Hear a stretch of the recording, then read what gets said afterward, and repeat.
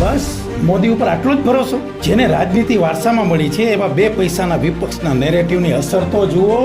જ્યાં જુઓ ત્યાં ઠેર ઠેર પેટ્રોલ પંપ ઉપર બાઇક અને ફોર વ્હીલની લાઈનો લાગી ગઈ છે. અફવા બજાર ગરમ છે. યુદ્ધનો સમય ચાલી રહ્યો છે. કદાચ પેટ્રોલ અદૃશ્ય થઈ જાય તો શું? જોકે ભારત પાસે 70 થી 80 દિવસ ચાલે તેટલું પેટ્રોલ અને ડીઝલનો અનામત જથ્થો છે.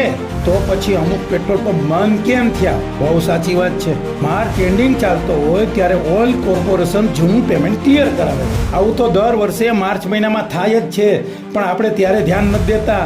અત્યારે યુદ્ધનો સમય છે એટલે ફટાફટ ઉપડી પડ્યા. આમાંય વિપક્ષને તો મોદીનું કોઈ કાર્ય હજમ થતું નથી.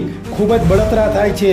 ઈરાન ઇઝરાયલ અમેરિકાનું યુદ્ધ થયું ત્યારથી વિપક્ષ લાગી ગયો છે મોદી પાછળ, જાણે યુદ્ધ મોદીએ કરાયું હોય. રાજનીતિ વારસામાં મળી હોય એવા બે પૈસાના નેતાનો ભરોસો નહીં કરો. પોતાના પક્ષને સાચવી નથી શકતા એ આખા દેશને શું ધૂળ સાચવવાના?